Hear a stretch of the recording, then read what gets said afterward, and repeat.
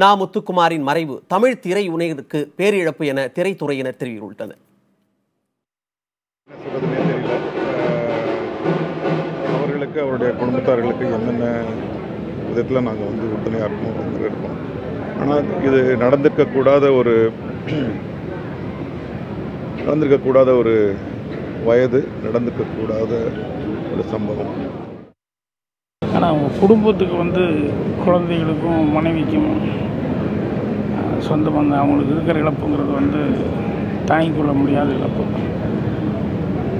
ஒரு ஆத்மா சாந்தி அடையணும்.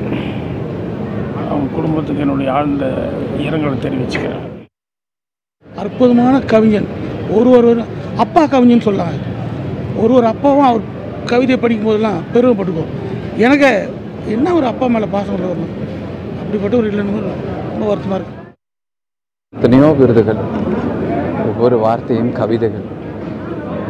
அதாவது உணர்வுபூர்வமாக எழுதுகிற ஒரு எழுத்தாளர் எந்த சிச்சுவேஷன் கொடுத்தாலும் எழுதுறதுக்கூடிய ஆளுமை அவர்கிட்ட இருந்தது எழுத்தில். இன்னைக்கு என்னால் நம்பவே முடியல. இந்த சினிமா இந்த மாதம் ஏன் இவ்வளோ பேரை காவு வாங்குதுன்னு எனக்கு புரியல. ஒரு அற்புதமான திரைக்கலைஞன், சிறந்த பாடலாசிரியர். கடந்த 10 வருடங்களாக ஒரு வருடத்திற்கு 100 பாடல்களுக்கு மேல் எழுதிய ஒரு இளம் கவிஞன் இன்று உடல்நிலை சரியில்லாமல் மறைந்து விட்டார். திரையுலகத்திற்கு பேரிழப்பு. கவிதை எழுதுறதுங்கிறது அவ்வளோ சாதாரணமான ஒரு இயல்பாக வரக்கூடிய ஒரு விஷயம் அவருக்கு.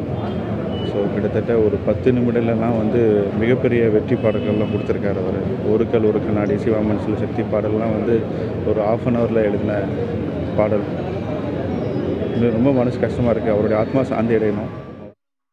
நான் கிட்டத்தட்ட அவரை பல நிகழ்ச்சிகளை பார்க்கையில சொல்லுவேன், தம்பி உடம்பை கவனிச்சுங்க, நம்ம பாட்டு எழுதெல்லாம் எங்கள் ஆஃபீஸில் உட்காந்து அவர் எழுதுவார். இருந்தாலும் விஜய் வேறு கவிஞரை தேடி இதுவரைக்கும் போனதில்லை. இனிமேல் என்ன பண்ண போகிறான்னு தெரியலை. எப்போ கேட்டாலும் சில முத்துக்குமாருக்காகவே சில படங்கள் லேட்டாக இருக்குது. அந்த மாதிரி அவன் 9 படங்கள் தாண்டவம், மதராஸ், லண்டன்லேயே பாடம் ஷூட் பண்ணால் கூட அங்கேயே முத்துக்குமார் பாட்டு தான் வேணும்னு சொல்லுவாப்புல.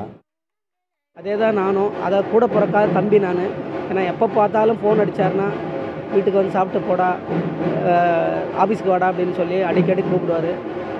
அவருடைய அப்பா பாடலை நான் கேடி பிள்ளா கிளாடி ரங்காவில் காலத்தீவனா இத்தனை வருஷம் வரைக்கும் நான் தான் அந்த பாடல் வச்சுருக்கேன். ஏன்னா அப்பாவுக்கு அப்படி ஒரு பாட்டு எழுதியிருப்பார்.